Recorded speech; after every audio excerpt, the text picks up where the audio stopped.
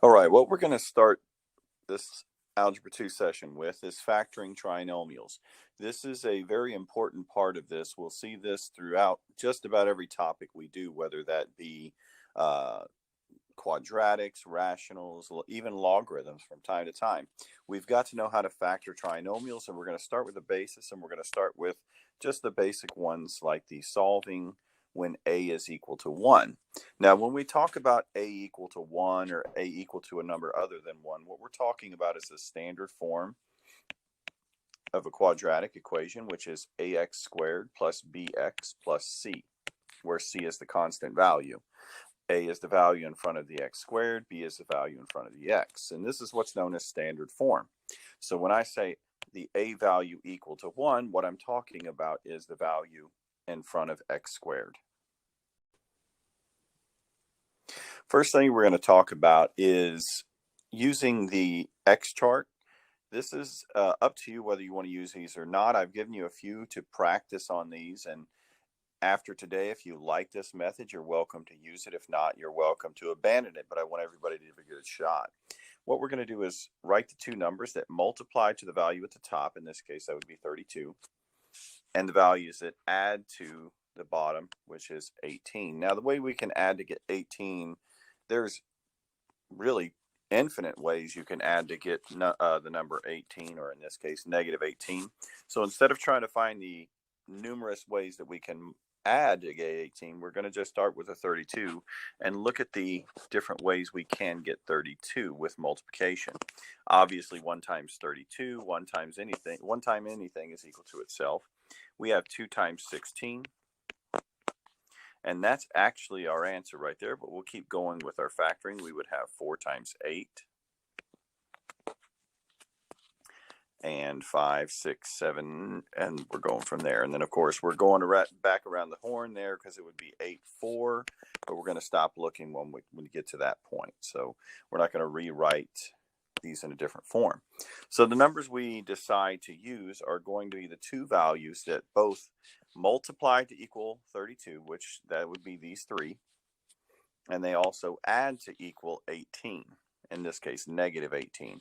So what we're looking at is the middle values of 2 and 16.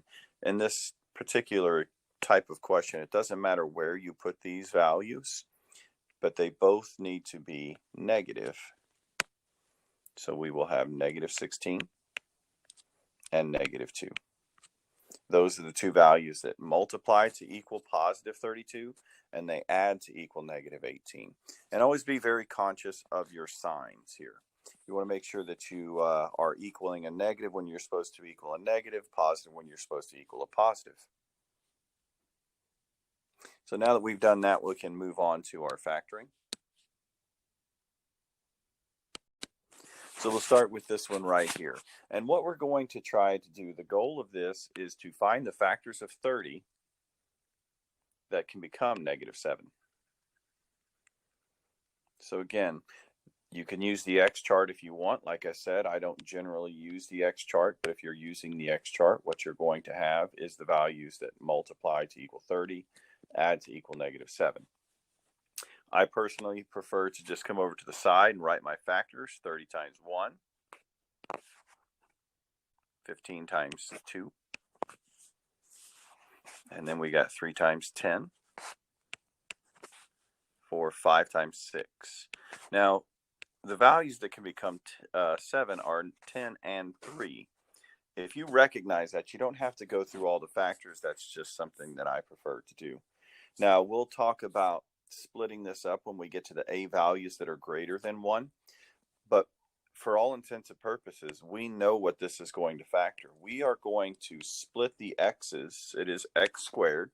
There's only one way to get x squared. That's x times x. So we're going to put x and x. So that is me splitting up this x squared into equal portions, because x times x does equal x squared. And then I'm going to do the same thing with the 30. I'm going to split the 30 into equal parts here, and I'm going to put those values right here.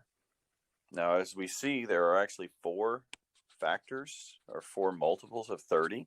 So the one that we decide upon is the one that adds up to equal negative 7. So that would be both 10 and 3. And we need it to equal -7. So in that case, the 10 needs to be negative and the 3 needs to be positive. So the factored form of the trinomial we're given is x plus 3 times x minus 10. If you were to FOIL this out, use distribution, you would come back to the original answer. It does not matter the order. If you were to have x minus 10 times x plus 3, it's all the same thing, because in multiplication, the order that we multiply does not matter. 2 times 6 is 12, just as 6 times 2 is 12. So we don't need to worry about the order of these things. We would have this right here. You don't need to write the OR statement. That's just what I've done for you. So in the next problem, I've chosen one that often gets overlooked. It's not that this one is a difficult one. It's just one that gets overlooked, and that is when the B value is greater than the C value. Now, when the B value is greater than the C value, it's actually always going to be the multiple or the factor of 1. 9 actually has 2 factors, 9 times 1 and 3 times 3. But what I'm telling you is this: if the B value is ever greater than the C value, and of course this is what I'm talking about when the A value is an understood 1, which we do have here. When the A value is an understood 1, this is always going to be factors that are right next to each other, the number times 1. So in this case, that would be 9 times 1. So we are going to split the x squared into equal parentheses, so x and x. And then we need the factors of 9 that can become 10. Again, it doesn't matter if you put the 9 in the front or if you put the 1 in the front, but this is what our factored form of x squared plus 10x plus 9 will be.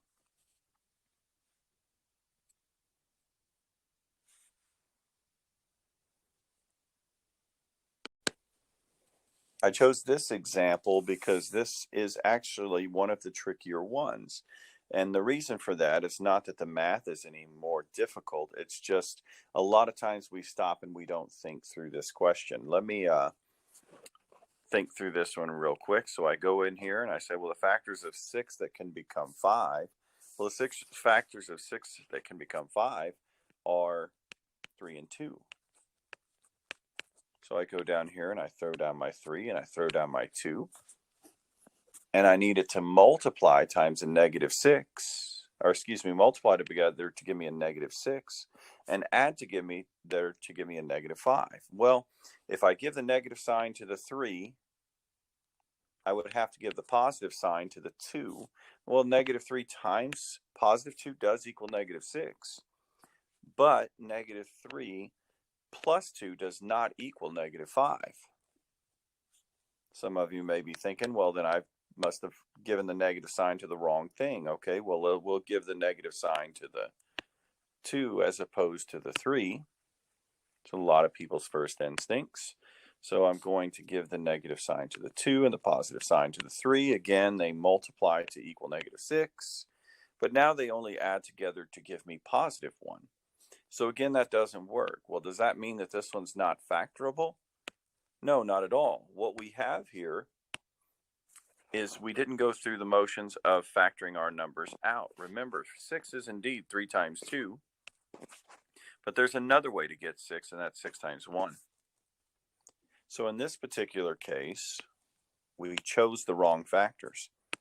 Anytime you have a 5 and a 6 in these two positions, I'm telling you right now, always be on guard. It's not the fact that they have 2 solutions, but they have 2 factors. It's just that there are factors that appear at first glance that they could work. So always take your time, make sure that you think this one through, make sure that you are doing the correct process. So in this case, we do need a 6, and we need to use the 6, and we need to use the 1. So I'm going to put a 6 in here, and I'm going to put a 1 over here. Notice I left my signs blank. Reason for that is because I've got to target the correct 5. Remember, there's 2 of them, +5 and -5. So the way I get an adding and get a -5 would mean that the 6 would have to be negative and the 1 would have to be positive. So this would be the factored form of x squared minus 5x minus 6. Always be careful on this, and I'll just tell you right now, since it is so commonly missed, you're generally going to see that on a lot of assessments. They want to see if you're paying attention. So when you see that 5-6 combo, make sure that you are paying attention. You don't want to overlook this. Again, the math is not difficult. It's just a lot of times we get in a hurry and overlook things.